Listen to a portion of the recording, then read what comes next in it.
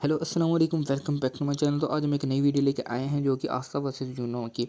तो अगर आपने मांगा नहीं देखी तो आप इस वीडियो को स्किप कर सकते हैं, क्योंकि ये उनके लेटेस्ट मांगा में जो वर्जन है उनके बैटल है।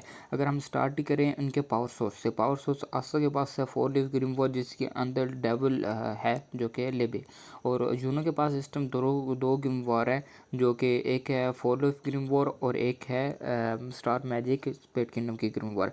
अच्छा, आस्था की ग्रिम वॉर से उसे 4 वेपन, उसकी अगर यामी के कोड को ऐड करें तो 4 वेपन मिलते हैं, जिस पे वो एंटी मैजिक को कोड करके यूज़ कर सकता है। यानी बेसिकली उसका मेन मैजिक है एंटी मैजिक, और मेन मैजिक सॉरी ये नहीं है, मेन मैजिक उसका ये नेवर गिव अप करना। और यूनो को हम बात करें तो उसके पास पहले तो विंड स्पिरिट है, उसके पास यानी ऐसे काफ़ी सारे स्पेल हैं जो कि सुप्रीम डेविल को भी हार्म कर सकते हैं, उसे हरा सकते हैं। और फिर दूसरे पर नंबर पे आती है उसके पास स्टार ग्रीम वॉर, जो उसे स्टार के पावर को एक्सेस कराती है। इसकी वजह से उसका माना भी काफ़ी बड़ा है और वो टेलीपोर्ट भी काफ़ी जगह पे होते हैं। वैसे ज़्यादा हमने इसकी वजह से उसे कुछ करता खास नहीं देखा, लेकिन ये कि वो अभी माना जोन वगैरह इसको ज़्यादा परफेक्टली कर सकता है। इस टाइम उसने लूसियस के खिलाफ एक जोन बनाया था, जिसके अंदर वो सबको अपनी पावर बांट रहा था। तो ये भी आई थिंक शायद स्टार ग्रीम वॉर की वजह से हुआ हो, तो ये भी उसकी पावर के अंदर ऐड है, यानी दोस्तों को पावर देना। तो अगर हम बात करें उनका लास्ट पावर बूस्ट कौन सा था, जो लास्ट आस्था का पावर बूस्ट था वो था जेटन मिलने के बाद। वो जब फुल्ली कंट्रोल कर लेता है अपना सारा एंटी मैजिक। इस टाइम आस्था ने लूसीफेरो को हराया हुआ है। बेशक उसकी हाफ पावर थी, लेकिन उधर भी सुप्रीम डेविल जो बैठा होता है उसने कहा था कि लूसीफेरो बेशक अभी आधी पावर के अंदर है, लेकिन वो बहुत पावरफुल है। इस टाइम भी वो सबसे पावरफुल है। तो अगर एंटी मैजिक ना होता तो आस्था यानी कोई भी उसे हरा नहीं पाता था, लेकिन आस्था के पास एंटी मैजिक है, जिसकी वजह से उसे बहुत ज़्यादा एज मिलता है। और इस टाइम उसने जब लास्ट में लूसीफेरो को हराया था, वो भी उसने यानी ना सीरियस डैमेज उसी ने दिए थे। लास्ट अटैक जामी के उसे डैमेज पहुंचाया था, लेकिन उसके बाद वो फ़ौरन हील हो रहा था, तो इस वजह से जो मेन डैमेज था वो आस्था ने बचा के उससे फिनिश ऑफ किया था। लेकिन जहाँ तक हम यूनो की बात करें तो यूनो के पास इस टाइम 2 ग्रीम वॉर हैं, और लूसियस ने कहा था कि अगर आस्था के बाद कोई मेरे लिए थ्रेट है तो वो यूनो है। इवन तो यूनो की जब पावर उसने देखी थी तो उसने कहा था कि मैंने इतना प्रिडिक्ट नहीं किया था जितना कि यूनो पावरफुल निकला है, मेरे अकॉर्डिंगली उसे इतना पावरफुल नहीं होना चाहिए था, जो कि उसकी पावर होने ज़्यादा बढ़ने की वजह आस्था है, जिसे वो प्रिडिक्ट नहीं कर सकता लूसियस।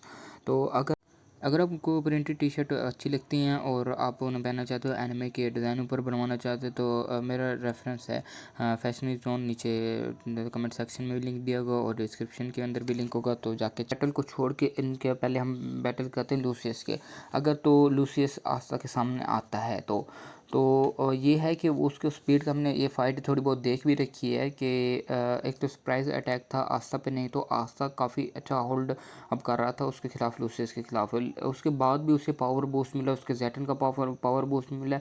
उसके बाद उसे और भी यानी ना अपनी पावर कंट्रोल करनी आई है कि का बेहतर यूज़ करना आया है। तो अगर हम बात करें इस टाइम के लूसियस और आस्था की बात करें, तो हम लूसियस ने ऐसे नहीं आस्था को सबसे बड़ा थ्रेट डिक्लेयर किया, क्योंकि वो लूसियस के लिए आस्था सबसे बड़ा थ्रेट है, क्योंकि उसके ऊपर कोई यानी मैजिक इफेक्ट नहीं करता जब वो अपनी डेविल यूनियन फॉर्म के अंदर होता है। इस टाइम उसके सारे सराउंडिंग में एंटी मैजिक फिर रहा होता है, जो उन्होंने खुद ही मेंशन किया था कि उसकी सपोर्ट के लिए भी उसके पे यानी कोई स्पेल यूज़ नहीं कर सकते, क्योंकि एंटी मैजिक जो उसके इर्द गिर्द घूम रहा है वो उस तक यानी मैजिक नहीं पहुँचने देता। तो लूसियस और एक तो प्रिडिक्शन वो उसकी वास्ता के बिल्कुल भी नहीं कर सकता, पता नहीं किसी एक ट्विस्ट की वजह से वो उसका कभी भी फ्यूचर नहीं देख पाया, और जिसकी वजह से लूसियस की सबसे मेन कमज़ोरी ही आस्था बनी। और एंटी मैजिक डेवल्स और इन सब के खिलाफ तो भाई कमाल का, यानी जो सबसे बड़ा वेपन इस ब्लैक क्लोवर के अंदर है वो एंटी मैजिक है। इसके सामने सारे भाई फीके पड़ जाते हैं, जब नाम आता है एंटी मैजिक पे सारे कमज़ोर बच्चे लगने लग जाते हैं। जैसे इनका सबका बाप एंटी मैजिक है, सब मैजिकों का बाप एंटी मैजिक। तो अगर हम इनके बस देखें कि लूसियस और आस्था के में विनर आस्था ही निकलेगा। ऑल्दो अभी हमें लूसियस के ना कुछ पावर अभी दिखाई नहीं है, उसने हमें दिखाया यही बताया यही गया है कि काफ़ी भी उसकी पावर अभी अनजान पड़ी है और निकल के आनी है, तो यानी उसने अभी फुल पावर का यूज़ नहीं किया। अगर ऐसी बात है तो मे बी आस्था के लिए मुश्किल हो सकता है। तो इधर हम परसेंटेज रखेंगे कि भाई उसकी पावर हमें तो वैसे तो ये ट्विस्ट ही होता है, प्लॉट आर्मर ये होता है जो पावर लेके जाता है, लेकिन जो हमने देख रखा है उसके मुताबिक आज तक के जीतने के 80% चांसेस हैं और लूसियस के जीतने के 20% चांसेस हैं। अगर हम बात करें यूनो की, यूनो अब एक बार उस लूसियस को हरा चुका है।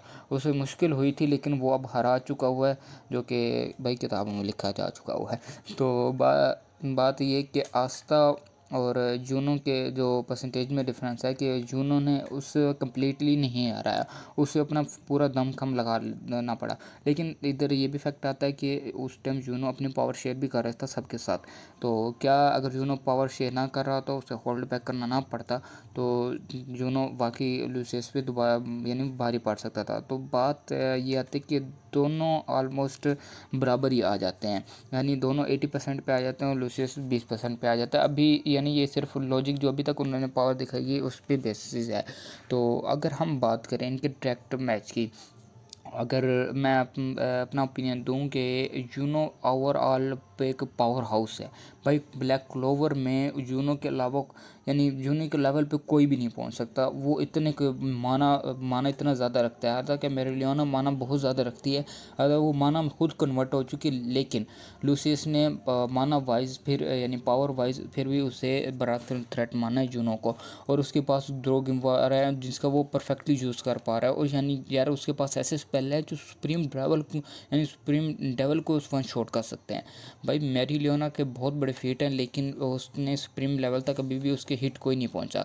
तो ऑल्दो ये भी फैक्ट है कि ब्लैक क्लोवर में थर्ड नंबर पे जो नहीं आता सबसे पावरफुल बंदा। तो अगर हम बात करें डायरेक्ट मैच की तो आस्था को एक एडवांटेज मिल जाता है कि उसके एंटी मैजिक जब ब्लैक डेवल यूनियन के अंदर होता है तो उसे कोई मैजिक छू नहीं सकता, यानी आस्था को कोई स्पेल पहुंच ही नहीं पाएगी। इवन तो वो माना जोन यूज़ कर ले यूनो तो आस्था के पास भी माना जोन का थोड़ा बहुत एक्सेस है, उसे थोड़ा बहुत आता है यूज़ करना।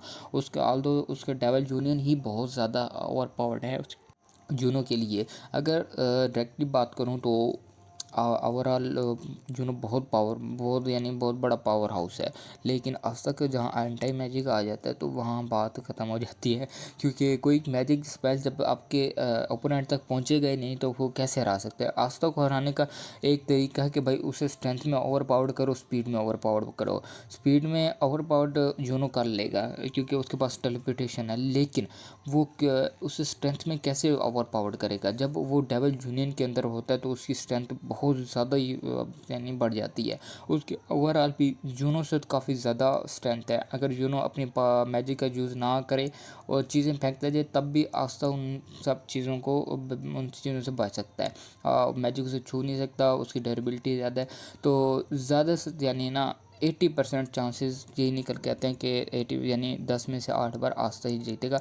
2 बार जूनो जीतेगा क्योंकि उसके पास माना बहुत है, यानी डेवल जूनियर ख़त्म हो गए तब तक जूनो हारा नहीं तो फिर आस्था ने उसे यानी हरा देना है। ऑल्दो लॉजिक ये कहता है, लेकिन ये प्लॉट आर्मर्स हैं कि राइवल्स में कभी भी फाइट वो डिक्लेयर नहीं, विनर कोई नहीं बन के निकलता, क्योंकि राइटर को ये चीज़ में दिखानी ही होती है कि भाई अब कौन आगे बढ़ रहा है। लेकिन ये मेरा पर्सनल ओपिनियन था और जो मुझे नज़र आया था और जो मुझे लॉजिक लग रहा था। तो आप अपना पर्सनल ओपिनियन बता सकते हैं नीचे कमेंट में।